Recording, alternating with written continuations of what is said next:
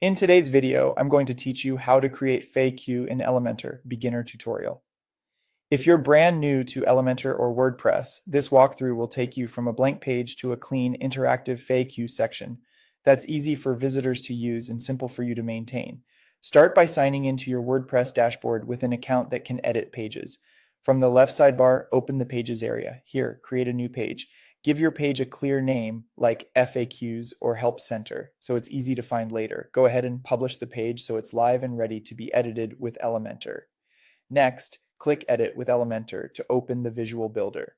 Once the editor loads, open the Elements panel. If it's not already visible, you can do that by clicking the widget icon or simply using the search bar at the top of the panel. Search for accordion.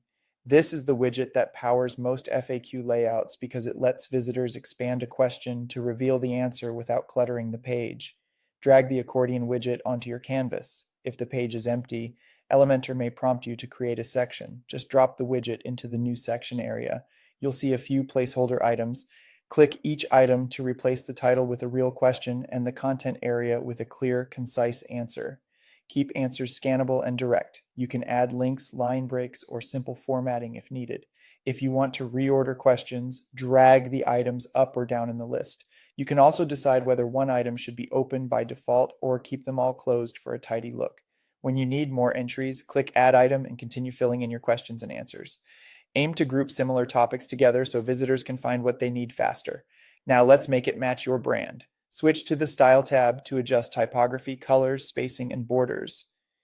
Choose readable fonts and sufficient contrast for accessibility. In the Content tab, you can fine-tune icons, toggle behavior, and other settings that control how the accordion opens and closes. Small adjustments here can make the interaction feel smoother and more professional.